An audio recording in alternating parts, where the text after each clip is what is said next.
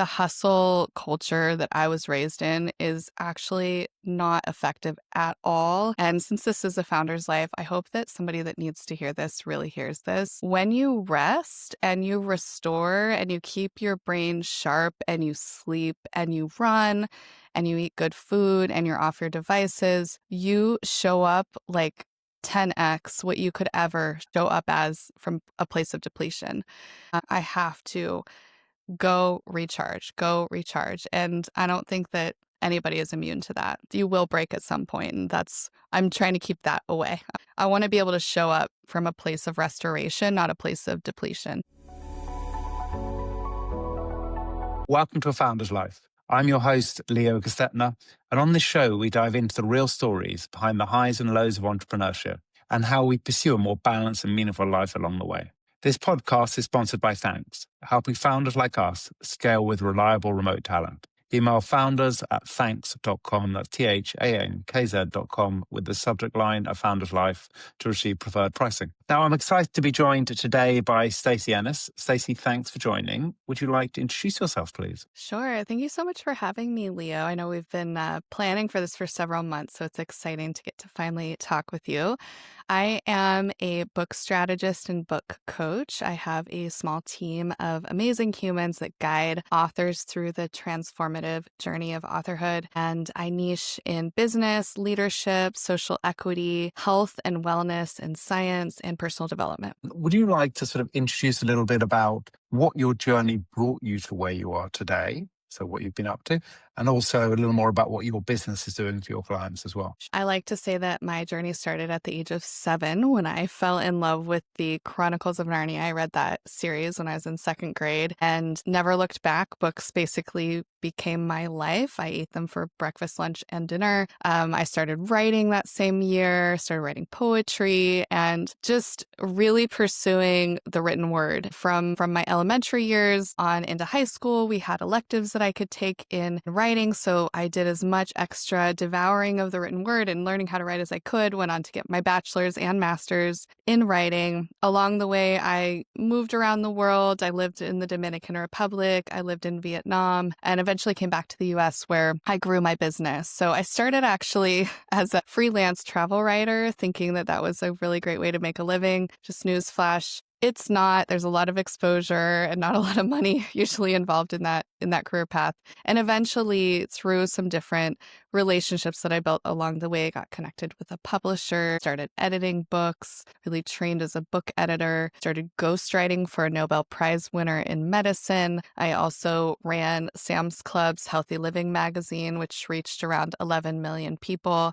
I was executive editor of that publication. And I just kept working in these two industries, in magazines, in books. Eventually, as career paths do, I pivoted a little. So I went from editing books into not just ghostwriting content, but ghostwriting books. And then from ghostwriting, I then moved into coaching and then started developing a system that I guide authors through to write their books. And I'm a little different from a lot of people in this industry because I niche in writing. That is my entire area that I focus on. Whereas a lot of other amazing people in the industry might take you from your idea all the way to publish. My entire focus is on writing a great book. And when you write a great book, it becomes a shelf-stable business sustainability tool. Of course, you have to position that book appropriately so it aligns with your business and brand goals. And then you have to do the deep work. And this is where I really get to work with people who desire to truly go through the experience of writing a book. They want to move through that with intention. They want to labor over the words and they want to write this book and really go through that journey to find clarity, to write something they're deeply proud of. And then on the other side of it, they get now this amazing tool that's out in the world, sharing their message, their story, and helping grow their business and their brand. That sounds fun. My experience on books, first of which is for my father, for his 80th, we gave him a present of a book. And it's this company in the UK who they write your life story. So they interviewed him and like a lot of backwards and forwards, and they sort of got a book of his life story, and he loves it. So That's such a nice gift. I love that. What a thoughtful present to give your father. Yeah, it was fun. Fun for him, fun for the grandkids as well, to sort of learn a little more about their grandfather. Yeah, so that was fun. And I am planning to write a baby book. I say a baby book because it won't actually be a ton about me. It's more about the idea I have is actually the guests on the podcast. Interviewed over 80 people now, and I think it'll be fun to do a chapter on different people. Yeah, so that's on my list of things to look at. And talk to us a little bit about family, how family looks for you. Well, I have a bit of a non-traditional family life. My husband stays home with our children, and he has been home for over 12 years now, edging up on 13 years. He does all the grocery shopping and the cooking and most of the shuttling kids to and from school. He holds the fort down when I'm traveling, meeting with clients or traveling to speak. So it's kind of an interesting dynamic because I was raised to follow a pretty traditional family path. So we've had to kind of navigate what it looks like to have a family situation that doesn't have a blueprint. We've had to build our own blueprint. What I would say about the way that I work is I built this business that I have the joy and honor of running today to work with really to actually create the life that I want for myself. So as I was in the really early days of business building, I had a vision for the family life that I wanted. I wanted to be abroad. I wanted to be traveling. I wanted to be living full on. I did not want to default into a path that somebody else chose for me. I really wanted to design my own life. And that's the life we're living now in Portugal, in southern Portugal. And it doesn't mean that I'm perfect in any like I'm not a perfect person. There are times when work can get busy, overtake some things in family life, but I very, very rarely miss something my kids are doing. It's been such a few number throughout the years that my kids vividly remember the times that I didn't make things at their school because it's only been a handful. And I remember too. And I really love that. I love that I get to be present for their lives. I think there's nothing quite like that. I think being able to make that time, being able to be present at the important times. The things you miss don't really matter in the grand scheme of things. It's the things they'll remember is all those times you are present, and being present for them. I say that being someone whose kids are a little older now. And talk to us what health looks like for you. Health is for us absolutely foundational to our entire life as a family. I have a child who has a lot of medical needs, started when he was 18 months, actually, when he was 8 months, worsened when he was 18 months. He is now 10. And so, I've had edging up on a decade of navigating a lot of health challenges for him. What that looks like for us is I'm an athlete. I just did my first ultra marathon. It was kind of a disaster, but I finished it. So now I need to redo. I need to go figure out what my next one is. My husband is a endurance cyclist. So he's out racing and out just crazy gravel cycling. And we eat pretty much everything straight from scratch, whole foods. My husband literally makes our hot sauce and, he's a sourdough guy and we don't really eat anything out of packages. It's really a very nourishing and very active lifestyle. And what's been amazing is that we were always kind of a healthy family, but it was probably about 4 years ago, maybe 5 years ago that we completely reset our food culture in our family. And the health changes that I saw in my entire family were so incredibly profound. And even you can look at photos of my child before and after, and the drastic physical changes, but also his development and how he has thrived because we have kind of gone, I would say, a little extreme with food, but we also eat the best food of anybody I know. Our food is amazing, and that's all thanks to my husband. He's the one. He's the one that makes it happen for sure. And I think it sort of helps based on where you are. Oh yeah. It's Oh yeah. For sure. I mean, it's interesting whenever we travel back to the US, our options are Trader Joe's. Where's our farmer's market? We pick up, we've actually become friends with the farmer that we buy from. We see him every Saturday. We get a big bin of all of our produce for the week, wash all of it, prep it, so that's all. I feel like we have a good flow now, how we shop and how we keep really healthy food prepped all the time. But it is also a huge effort. And I think unless you have a need like we did to really look at every aspect of your life and go, how can I make my child healthier? What things am I not doing? And you realize that food can be so healing. Then you have this drive to do it. It's nice that we also have the access to be able to get fresh, organic, literally from the farm to our house. It's amazing. I will never take that for granted. maybe not everyone has the necessity to do it, but everyone will benefit from it.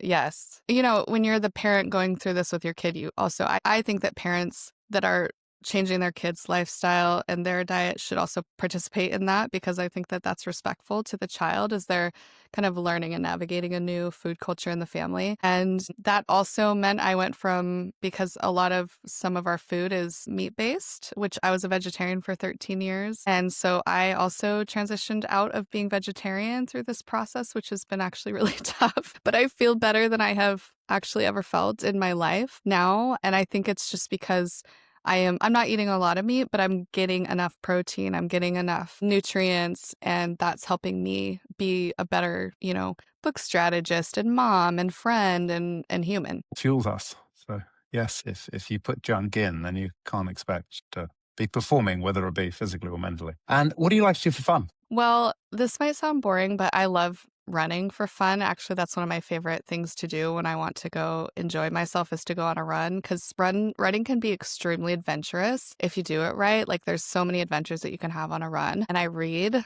as well, which might not be very surprising to anybody. And then I'm always taking up, like, I try to challenge myself with new hobbies. So last year it was learning piano. This year, I wouldn't say this is fun, but I'm back in Portuguese classes. And then I'm just like always up for a good time. So I'll go ziplining with my kids. We have a zipline park right by our house. I will, I'm the parent that joins in at like athletic day and the parents race and I'm a little competitive so I'll jump in there. I am always up to have fun and jump in and I try to stay childlike in that way because I think life is way more fun. Perfect. Yes. I generally hang around with people younger than me, not older, because My kids are more much fun. younger so that works out perfectly. Yeah, and I'd agree with you completely running. I started the day today with a good run. I think there's nothing quite like it. It's so And actually, a fun. bunch of my journey is based around running because, I got the marathon, I did Berlin, and then I've got Tokyo and London and Chicago this year. And Amazing. then, yeah, so it does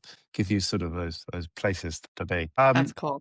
And then how does a balanced life look for you? And it sounds like you have got a pretty balanced life. So how does that work, the overall balance? Yeah, it's interesting as a parent with kids that are still in the house because I think you can always try to strike a balance, but then things always just happen. Your kids get sick or, there's something that comes up. We're all human and we can try as we might to have the most balanced life and that's not always practical 12 months out of the year. But I would say that the vast majority of the year, when we don't have like sickness or family emergencies or things like that, I have an incredibly balanced life. Exercise almost every day. I eat really well. I get 8 hours of sleep most nights, sometimes even a little more. I read. I have also like reignited some gratitude journaling and mindfulness in the morning. I think that is a very intentional choice to create space to have that balance. And for me, what I've found as well, and there's good science to back this up, actually, that the hustle culture that I was raised in is actually not effective at all. And since this is a founder's life, I hope that somebody that needs to hear this really hears this. When you rest and you restore and you keep your brain sharp and you sleep and you run and you eat good food and you're off your devices, you show up like 10x what you could ever show up as from a place of depletion. So for me, that looks like taking about 8 to 10 weeks off a year fully. It looks like all the things that I already mentioned. And it also looks like paying attention to how I'm feeling. I'm a pretty like hard charger. I can show up with a ton of energy. And I also know that I cannot do that, 52 weeks out of the year. I have to go recharge, go recharge. And I don't think that anybody is immune to that. You will break at some point, and I'm trying to keep that away. I want to be able to show up from a place of restoration, not a place of depletion. I think that's a great way to look at it. And it makes complete sense. We all need to recharge in whatever way that is. I definitely do recharge from going out for a run. Me too. As I'm sure you all know, it's very meditative, and especially a longer run actually feels great. Yeah. I recharge from spending time with friends and family. Recharge can take different shapes for different people. And what has been a pivotal moment in your life? I think that moving to the Dominican Republic when I was 23, right out of finishing my bachelor's degree, saying no to I think 3 different full funding offers to graduate school and making a choice to just move to this island that I'd never visited before. I really changed a lot as a person during that year and a half-ish that I was there. I developed true empathy and understanding for other people. I think I was very, I come from, we call it Whiteaho. It's like 87% white. It's very affluent. I was very much in a little bubble of people that looked very much like me, had about the same amount of money, had a lot of similar life experiences, a lot of privilege. And then suddenly I'm on this amazing island that the DR shares with Haiti. I was there during the Haiti earthquake, and I suddenly saw what the real world looks like. These children washing. I remember this child washing a cut on his hand. He was bleeding in the gutter. And I remember thinking, wow, like I didn't know this existed. And so I stopped judging people actually when I lived there because I realized that a lot of the culture I was raised in was very judgmental of other people, judged whether they were working hard enough or leeching the system or they should just like buck up and deal with it, and they didn't really ever acknowledge that people have real challenges that they'll never understand.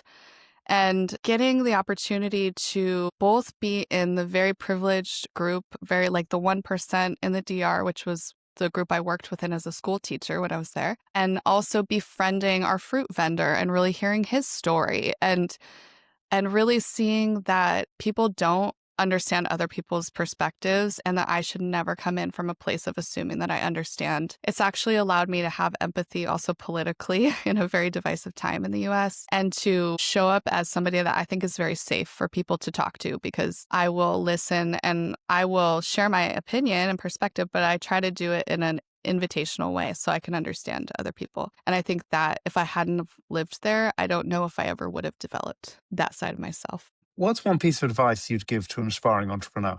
I think the thing that I would really encourage anybody who's dreaming of starting a business is to actually start with a vision of the life that you want first, and then explore how your business idea could get you to that life and build a business that supports the life that you dream of. Because I had such a clear vision of the life that I wanted from a really early age, I made so many decisions to create the business I have that is fully remote. I started my business in 2009 as a remote business, and I had a lot of opportunities to grow roots, especially we were in Idaho for 7 years. And I very intentionally chose not to target the local market there because I knew that if I did that, I was creating a business that wasn't going to support me leaving and traveling and moving. And so having a really clear vision of my life informed and still informs all of my business decisions. And I think that that is a really also intuitive and anchored way to build a business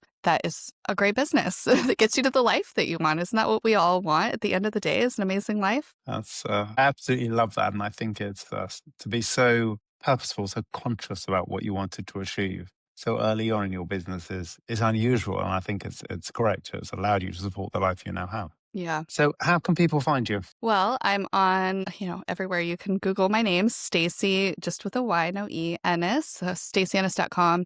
I'm also on Instagram. I talk a lot about my life here in Portugal on Instagram. And on LinkedIn, I publish a lot of content around book writing. I provide a lot of resources. I also have a podcast called Beyond Better, where I talk about building a life you love. And I also talk book writing, publishing. So I have a lot of authors on there and aspiring authors that listen. And that's me. You can find me all over the place. Thank you. And thank you for joining us today. Leo, thank you so much. I really enjoyed our conversation. I appreciate you having me on. And thank you for listening to today's episode. If you enjoyed the conversation, don't forget to subscribe to the channel, tell your friends, and please leave a review.